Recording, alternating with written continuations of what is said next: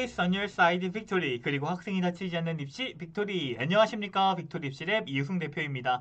오늘은 서울대, 연세대, 고려대학교 2023학년도 정시 전략에 대해서 한번 알아보도록 하겠습니다. 바로 시작해보도록 하겠습니다. 그럼 구독, 좋아요, 그리고 출발해보도록 하겠습니다. 이 방송은 학생이 받은 점수를 토대로 최대한 높은 대학에 합격하길 바라는 마음의 영상을 찍습니다. 주관적인 평가, 전략이 있으니 참고 바랍니다. 또한 오늘은 대입정보 119, 대입정보 포털, 그리고 서울특별시 교육청 교육연구 자료를 바탕으로 각종 도움이 될 만한 자료들을 보여드릴 예정입니다.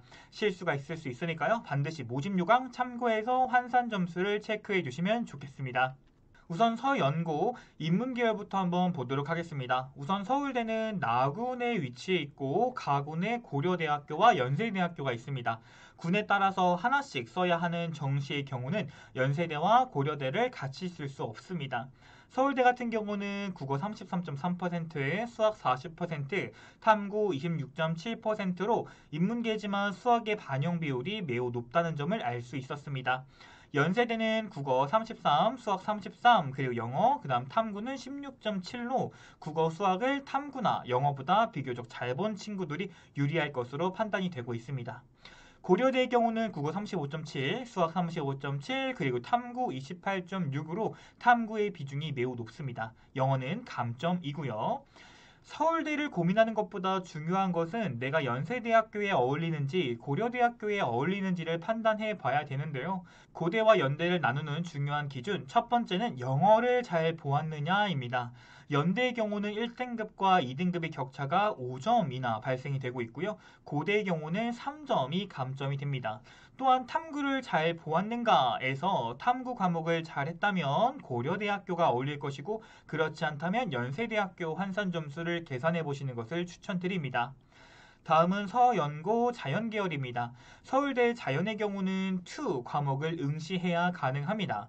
서울대를 쓰려고 과탐 2 과목을 선택한 학생들은 어차피 2 과목 한 거 카이스트나 혹은 한양대학교에 과탐 가산점이 있다는 점을 함께 고려하시면 좋을 것 같습니다. 서울대학교 자연계열은 학과에 따라 확통 혹은 사과탐을 응시해도 되는 학과들이 있습니다. 수학은 이 구간에서 여전히 높은 40%이며 국어의 반영 비율은 33.3%입니다. 서울대의 경우는 지역균형 신설로 교과 평가가 있다는 점을 확인하셔야 하며 교차 지원은 가능하지만 교과 평가가 이루어진다는 점을 유의해야 할 것입니다.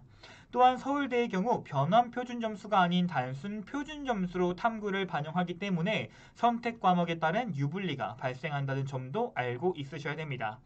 표준 점수가 높은 과목을 이수하고 거기서 높은 표준 점수를 받았다면 합격 폭이 매우 좁은 서울대학교에서 큰 힘이 발휘되리라 판단됩니다. 연대의 경우는 인문과 다르게 탐구의 반영 비율이 매우 높습니다. 33.3%입니다. 반면에 국어의 경우는 22% 정도입니다. 영어의 비율도 매우 감소하게 되었습니다. 고대의 경우는 학과에 따라 반영 비율이 다르다는 점을 알고 계시면 좋겠습니다. 경쟁률 변화로 인해 막판에 학과 선택을 해야 될 경우라면 학과마다 점수 환산을 다르게 하고 준비를 해야 할 것입니다. 조금 더 자세하게 서울대학교에 대해서 이야기를 해보자면 교과 평가가 지역균형 및 일반 전형에서 이렇게 시행된다는 점을 알 수 있습니다. 지역균형은 136명이 신설되었고 일반 전형은 139명이 증가하게 되었습니다. 앞서 말씀드린 것처럼 서울대학교는 최상위 학생들이 들어오고 지원자의 최고점과 최합점이 크지 않은 학교이기 때문에 올해 교과평가에서 합불이 좌우될 것으로 예상되고 있습니다. 지규는 기본 점수 30점에 10점을 더한 40점으로 각 고교별 2명을 추천 가능하며 일반 전형은 기본 점수 15점에 5점이 추가되어 20점으로 평가가 됩니다. 선택 과목 이수 내용, 학업 성적, 그리고 세특을 교과 평가로 한다고 하는데 일반고에서 서울대만큼 정시 성적이 나오기가 어렵기 때문에 만약 내가 일반고인데 정시 성적이 꽤나 잘 나오고 생기부도 잘 챙겼다면 저는 당연히 지역균형을 추천드리겠습니다. 서울대 직윤을 쓰는 친구들은 공부를 매우 잘하는 학생일 텐데 전교 1등, 2등은 수시로 합격을 하지 않았을까? 라는 생각을 하고 그렇다면 교과 점수 AA 만점을 받는 친구는 몇이나 될까? 과연 10점의 기준은 무엇일까? 라는 부분들이 합부를 가르지 않을까? 라고 생각을 합니다. 서울대학교 준비생들은 생활기록부도 당연히 잘 챙겨야겠지요. 또한 우리가 알아보아야 할 것은 서울대학교의 의도입니다. 왜 이렇게 서울대학교가 교과평가를 하게 되었는지를 생각해 본다면 교과평가의 실질 반영률이 적거나 무의미하다면 이것을 만들지 않았을 것이라고 판단됩니다. 1점, 2점 때문에 서울대 합불이 나뉘는 것처럼 지역균형의 최고 점수 10점, 일반 전형 최고점 5점이라는 것은 매우 큰 점수라고 생각이 됩니다. 서울대는 생활기록부에서 장점보다는 단점을 찾으려고 노력을 할 것입니다. 왜냐하면 서울대는 장점이 가득한 친구들만 들어올 테니까요. 나의 생활기록부를 보면서 나의 단점은 무엇일까? 교과 이수의 감점은 될까? 세특은 일반적인가? 서울대가 좋아할 만한 생활기록부인가를 보면서 장점보다는 단점을 찾고 보수적인 접근이 필요하다고 생각이 됩니다. 만약 이렇게 된다면 인문계열 기준으로 서울대를 나군에 쓰는 친구들은 가군의 연대, 고대, 적정 혹은 가군의 한의예과 인문으로 조금 더 높게 쓸 수 있겠고요. 다군 역시 한의예 혹은 중앙대를 쓸 수 있을 겁니다. 또한 연세대와 고려대학교를 고민하는 학생이라면 나의 환산 점수가 어느 대학에 더 유리한지 영어 반영 비율과 감점 비율을 계산해서 지원을 하셔야 됩니다. 자연계열의 경우는 조금 다른데요. 서울대를 나군에 쓰는 자연계열 친구들은 가군에, 다군에 의치한 약을 쓸 수 있습니다. 또한 서울대를 버리고 의대만 쓸 경우도 있습니다. 그 이유를 잘 살펴보면 첫 번째, 서울대학교는 변환 표준 점수를 활용하지 않는다는 점.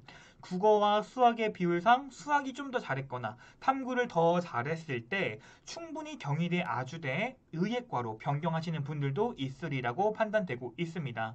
또한 가군에 연고대를 쓰지 않고 의대를 쓰는 경우도 있고 다군에도 의대를 쓰는 경우가 발생하리라 판단을 됩니다. 다음은 연고대를 기준으로 점수가 여유로운 학생과 그렇지 않은 학생을 한번 찾아볼 텐데요. 인문의 경우는 연고대 점수가 조금 남아 라고 한다면 나군의 서울대를 상향으로 쓸 수 있겠고 점수가 빡빡하다면 나군의 서성한 정도, 점수가 불안해 라고 한다면 이대나 중앙대를 나군에 쓸 수 있을 것 같고요. 다군에는 이렇게 중앙대학교 쓰리라 판단이 되고 있습니다. 자연의 경우는 연대고대 점수가 조금 남아 라고 한다면 상향으로 의치한 약수 혹은 서울대 이렇게 쓸 수 있겠고요. 혹은 이제 산의예과 약학대학교도 쓸 수가 있겠고 그게 아니라면 뭐 서성한 정도, 이화여대, 뭐 중앙대 이렇게도 쓸 수 있겠고 다군에도 역시 중앙대를 쓸 수 있지 않을까라고 생각이 됩니다. 고려대학교의 경우도 가정교육과 간호학과 전공자유학부는 확통 응시자도 지원이 가능합니다. 연세대의 경우 영어 등급 간의 점수차가 높은 편이기 때문에 영어가 1등급이 아닌 학생들은 다소 위험할 수 있습니다. 다음은 2022학년도 인문계 경쟁률 상위권, 하위권, 그리고 전년도 상위권 5개를 가지고 와봤습니다. 출처는 서울특별시 교육청 교육연구정보원에서 가지고 왔습니다. 경쟁률이 높았던 학과들을 보니 환산 점수가 405점 미만인 학과들도 좀 있었습니다. 또한 경쟁률이 높았던 것들을 보았을 때 교육학 및 지리학 등이 있었습니다. 반면에 경쟁률이 낮았던 학교들은 경쟁률이 높았던 학교들보다 환산 점수가 높아지는 경우도 보였습니다. 또한 합격선이 상위권이었던 학과들은 경쟁률이 높지 않았던 모습들도 볼 수 있었습니다. 이 표를 보면서 우리는 경쟁률이 낮다고 환산 점수가 낮을 거라는 예상을 깰 수가 있었습니다. 서울대학교 인문 합격자들은 서울대를 등록을 포기할 수 있는 상황이 크지 않습니다. 인문 한의예가 있긴 하지만 추가 합격을 기대하기는 어려운 것도 사실입니다. 또한 서울대의 경우는 이번 연도 교과평가가 도입되기 때문에 교차 지원이 들어올 가능성은 크지 않을 것으로 판단됩니다. 자연계열 학생이 사탐 이수를 거의 하지 않았을 것이고 그에 맞는 교과평가를 받기 때문에 서울대를 안정으로 쓰지 않는 이상 교차 지원은 서울대학교에서 조금 어려울 수 있다고 개인적으로 판단합니다. 또한 전국적으로 일반고에서 수능이 서울대만큼 나오는 학생들도 흔치 않을 것이고 이미 전교 1, 2등은 수시로 합격될 가능성이 있기 때문에 졸업생들도 지원이 가능할 거라고 판단됩니다. 올해는 교과 성적을 반영하니 막상 지원하긴 두렵겠지만 경쟁률이 낮은 것을 보고 지원을 다시 생각해보는 학생들도 있을 텐데 이 표를 보면서 조금 더 신중한 접근을 올해 서울대학교에 했으면 좋겠습니다.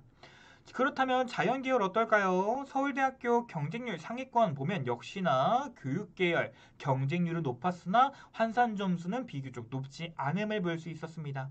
경쟁률 하위권이 무조건 성적이 낮다? 그렇지도 않습니다. 컴공 404, 기계공 398 등을 미루어 보아 실제 경쟁자들의 모습을 여기서 확인할 수 있었습니다. 다음은 연세대학교 인문입니다. 성적에 따라서 연고대를 지원하는 학생이 의치한 약을 지원하는 경우도 덜어 있으나 이는 자연계열에서 소수만 발생되리라 판단이 되며 보통은 연대 지원하고 나군에서 서울대, 성균, 한양, 서강, 이화 등을 지원하고 다군에서 중앙대나 조금 더 높게 잡는다면 동국대, 상지대, 한의예를 지원할 가능성도 있습니다.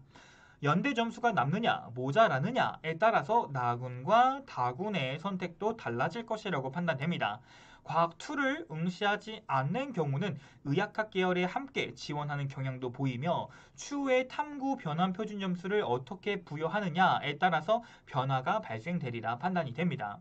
또한 연고대는 수능 영역별 반영 방법이 매우 다릅니다. 국어, 수학이 강세인 학생, 그리고 탐구가 조금 좋지 않은 학생들은 고대보다는 연대를 더 쓰시길 추천드립니다.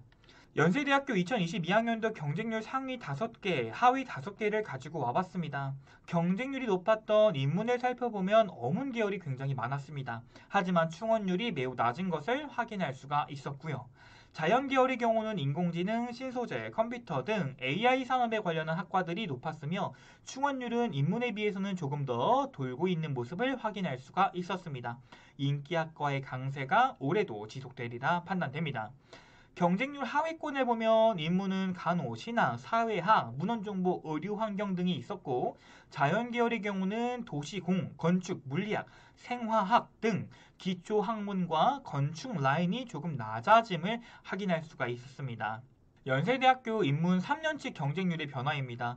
대체로 평이한 2022학년도였지만 2021학년도와 2020학년도에는 높게 형성된 학과가 어떤 학과인지 면밀히 살펴보아야 할 것입니다. 불어, 노, 언론 홍보 등 치솟는 경향도 볼 수가 있었습니다. 자연계열의 경우는 신소재 글로벌 융합 등이 솟구치는 모습을 확인할 수 있었고 의치계의 경우는 모든 분들이 희망하는 학과이므로 경쟁률이 높아질 수밖에 없는 구조를 보이기도 하였습니다. 다음은 고려대학교를 한번 정리해보았습니다. 고려대학교를 지원한 학생이 다른 대학에 지원을 하고 합격을 얼마나 했는지를 보여주는 표입니다. 인문, 자연 둘 다 중앙대학교, 다군에 지원하는 율이 30% 정도 보였고 합격률은 50% 이상을 확인할 수 있었습니다. 특히 인문은 성균관대학교의 지원율은 적었으나 합격률이 이렇게 70% 이상이라는 것을 확인할 수 있었습니다.